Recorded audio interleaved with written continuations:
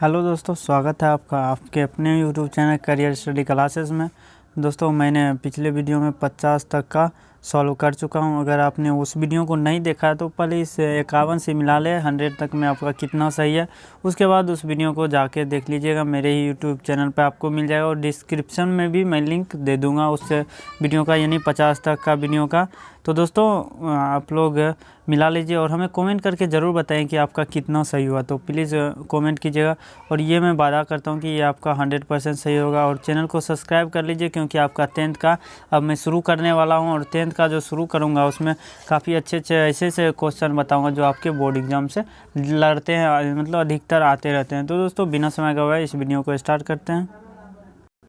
आपका 51वां प्रश्न है, त्रिभुज के तीनों कोनों का योगफल होता है। तो दोस्तों, आपको मालूम होगा कि त्रिभुज का तीनों कोनों का योगफल क्या होता है। तो ऑप्शन नंबर इसका सही सी हो जाएगा, 180 डिग्री हो जाता है।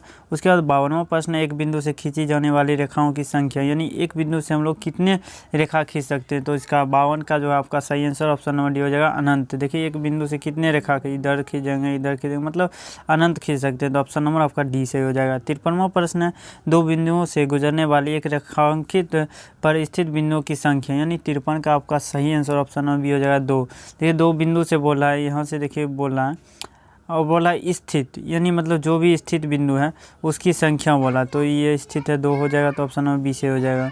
उसके बाद आपका अगला प्रश्न है, यानी 54 क्वेश्चन नंबर 54 है, एक कोण अपने संपूरक कोण का तिगुना हो तो उसकी माप होगी। तो ये इसका 54 का सही आंसर ऑप्शन नंबर सी हो जाएगा, 135 डिग्री। उसके बाद आपका क्वेश्चन नंबर 55 है, यदि पी ओ क्यू एक सरल रेखा है, कोण पी ओ आर बराबर 3x एवं कोण क्यू ओ आर बराबर 2x + 10 डिग्री हो तो x का मान होगा। तो दोस्तों, 55 का सही आंसर ऑप्शन नंबर बी हो जाएगा, 34 डिग्री। उसके बाद देखिए, आपका क्वेश्चन नंबर 56 है, निर्देशांक अक्षों का प्रतिच्छेद बिंदु कहलाता है। तो इसका सही आंसर 56 का सही आंसर ऑप्शन नंबर डी हो जाएगा, मूल बिंदु कहलाता है। उसके बाद देखिए, आप 57 की ओर बढ़ते हैं।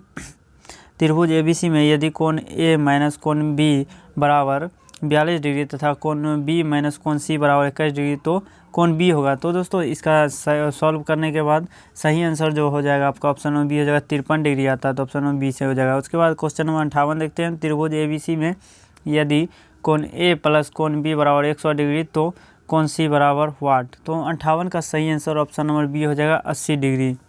उसका देखिए, क्वेश्चन नंबर 59 है, एक समबाहु त्रिभुज का क्षेत्रफल 16√3 मीटर स्क्वायर है, तो इसकी भुजा होगी। तो इसका क्षेत्रफल दिया है और भुजा पूछा है, तो इसका सही आंसर 59 का हो जाएगा, ऑप्शन नंबर बी से 8 मीटर हो जाएगा भुजा। उसके बाद अगली क्वेश्चन की ओर बढ़ते हैं।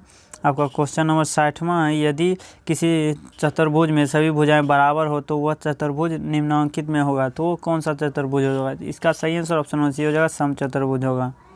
उसके बाद देखिए, 61वां प्रश्न है, 100 प्रेक्षणों का माध्य 50 है, यदि इनमें से एक प्रेक्षण 50 को 150 से प्रतिस्थापित कर दिया जाए तो परिणामी माध्य होगा। तो दोस्तों, 61 का जो हो जाएगा आपका सही आंसर ऑप्शन नंबर बी हो जाएगा, 51 हो जाएगा। उसके बाद देखिए, क्वेश्चन नंबर 62 है, 10 छात्रों के भार किलोग्राम में है। तो इसमें देखिए दिया गया 55, 40, 35, 52, 60, 38, 36, 45, 31, 44।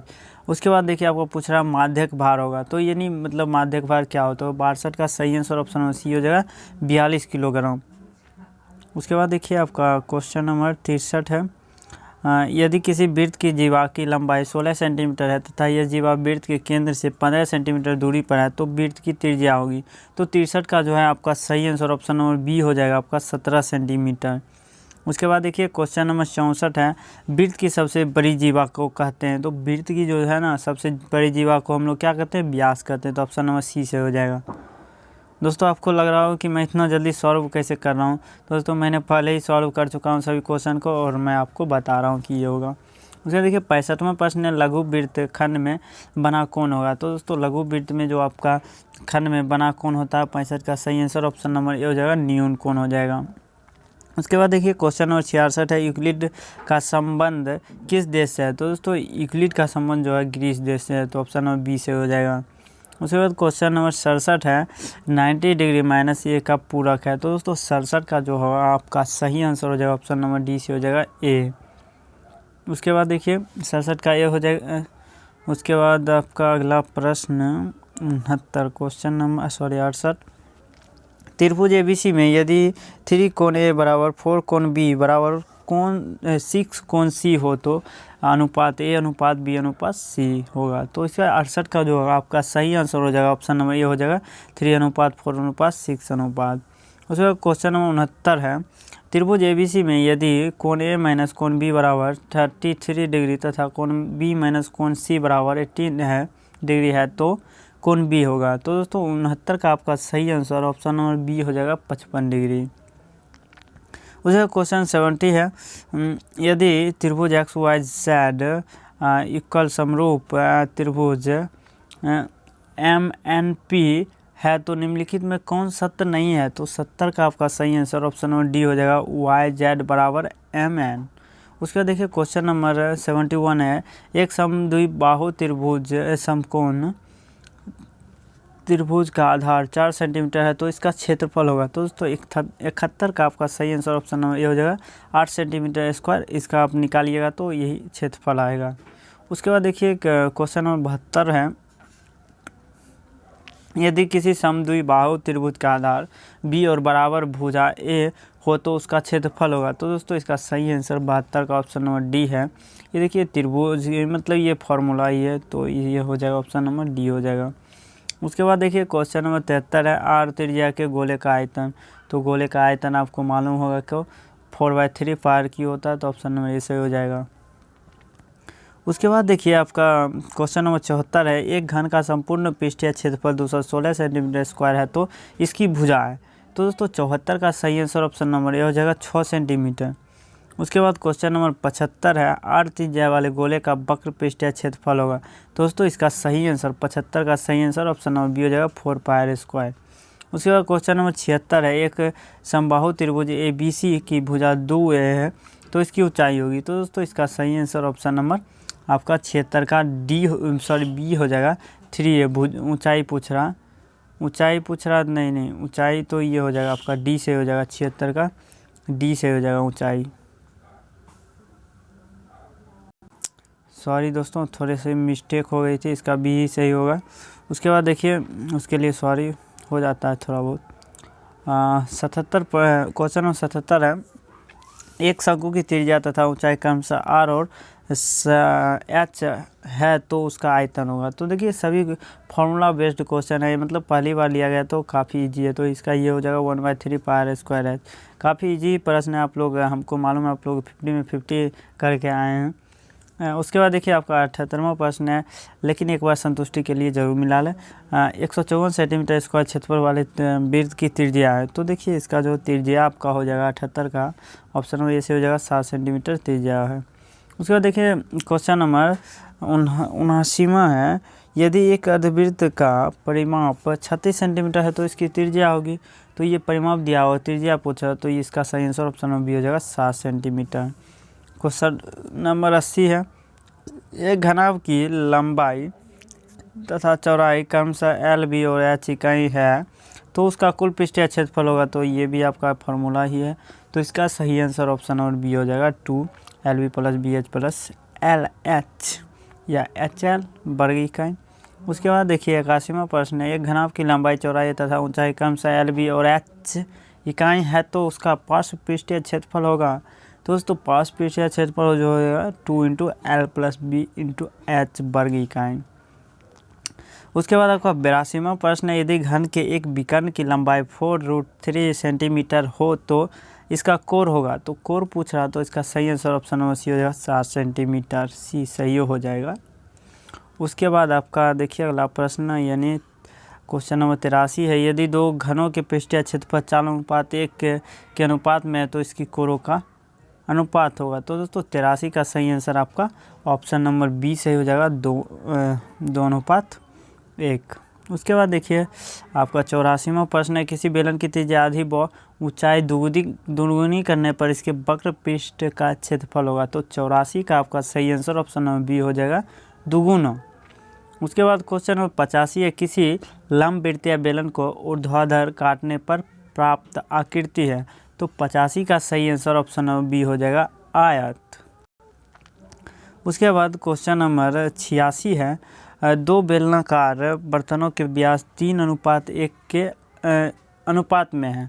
यदि उसकी ऊंचाई 1:3 के अनुपात में हो तो उनके आयतनों के अनुपात होगा। तो ये 86 का सही आंसर आपका ऑप्शन नंबर सी हो जाएगा, 3:1।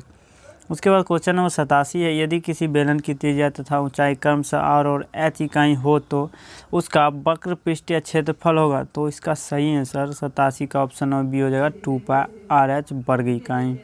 उसके बाद क्वेश्चन नंबर 88 है, किसी लंबवृत्तीय बेलन लंबवृत्तीय शंकु के कुल सतह होते हैं। तो ये मतलब इसमें कुल सतह कितने होते हैं। तो दोस्तों इसका सही आंसर 88 का ऑप्शन नंबर सी हो जाएगा, 3 सतह।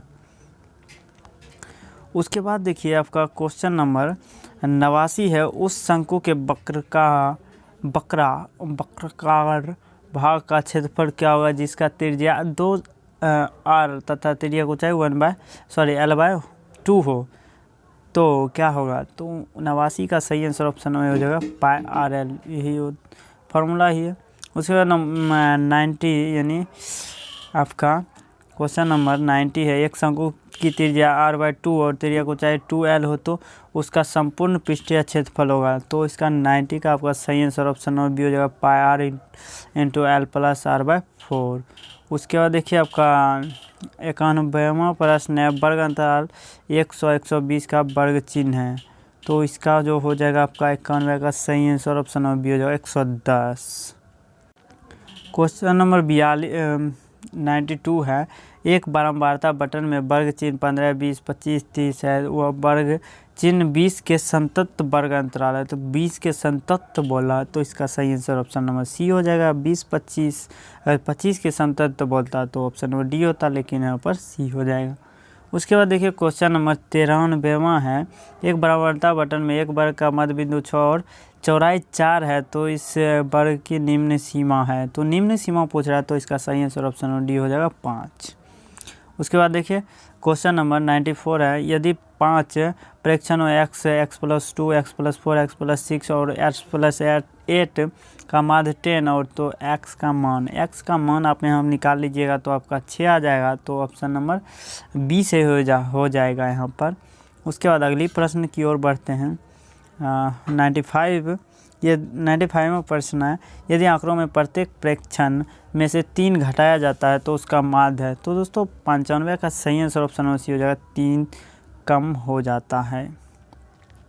उसके बाद देखिए आपका 96वां प्रश्न है, आंकड़ों 4, 5, 5, 7, 7, 9, 8, 7, 9 का माध्यक है। तो 96 का सही आंसर ऑप्शन नंबर सी हो जाएगा, 7। उसके बाद देखिए क्वेश्चन नंबर 97वां है, आंकड़ों 16, 17, 15, 16, 16, 19, 15 का बहुलक है। तो इसमें देखिए ज़्यादा बार जो होता है वो बहुलक होता है। तो इसका सही आंसर ऑप्शन नंबर बी हो जाएगा, 16 जो देखिए 3 बार आया यानी ज़्यादा बार। उसके बाद आपका 99 प्रश्न 98वां प्रश्न है, यदि मैच को जीतने की प्रायिकता 0.7 है तो हारने की प्रायिकता क्या होगी। तो दोस्तों आपको मालूम है टोटल प्रायिकता कितना होता है, 1 होता है। तो हारने की ऑब्जेक्टली इसका 98 का बी हो जाएगा, 0.3 दोनों को जोड़ेंगे तो 1 हो जाएगा। उसके बाद देखिए क्वेश्चन नंबर 99वां, एक थैला में 16 कार्ड जिन पर 1, 2, 3, 4 यानी 16 तक अंकित है। यदि यादृच्छिक एक कार्ड चुना जाए तो क्या प्रायिकता उस पर अंकित संख्या 3 से विभाज्य होगी। तो इसका मतलब क्या प्रायिकता है, तो ऑप्शन नंबर बी से हो जाएगा, 5/16। उसके बाद देखिए 100 यानी आपका लास्ट क्वेश्चन है, -a - b + c का होल स्क्वायर क्या होता है। तो इसका सही आंसर ऑप्शन नंबर बी हो जाएगा, a² + b² + c² + 2ab - 2bc - 2ac। तो दोस्तों उम्मीद करता हूं कि आपको वीडियो पसंद आई हो और इसी तरह से आपको हर एक एग्ज़ाम होगा और मैं बताऊंगा वीडियो और इम्पॉर्टेंट क्वेश्चन उससे पहले भी बताऊंगा कि आपके एग्ज़ाम में क्या आ सकते हैं। और मैं आपको क्लास 10th की पूरी तैयारी कराऊंगा, 100 मार्क्स 100%। देखिए ये क्वेश्चन जो भी मैंने बताया वो सही था और 100 मार्क्स आपको अगले बोर्ड एग्ज़ाम में भी लाना है, यानी 10th के बोर्ड एग्ज़ाम में। तो उसके लिए निश्चिंत रहें, उसके लिए मेरी तरह से सभी विषयों की तैयारी इस चैनल पर कराई जाएगी। तो चैनल को अभी सब्सक्राइब कर ले और अपने दोस्तों को भी इस बारे में बताएं, ज़रूर शेयर करें वीडियो और उनसे पूछें। और देखिए आपका जितना भी सही हुआ तो प्लीज़ कमेंट कर दें। तो इससे लगता है क्या इतना विद्यार्थी पढ़ रहा है तो अच्छा लगता है देखने में। तो प्लीज़ कमेंट करें, मैं रिप्लाई भी करूँगा, आप कमेंट कीजिएगा। तो मिलते हैं दोस्तों अगले वीडियो के साथ, तब तक के लिए जय हिंद।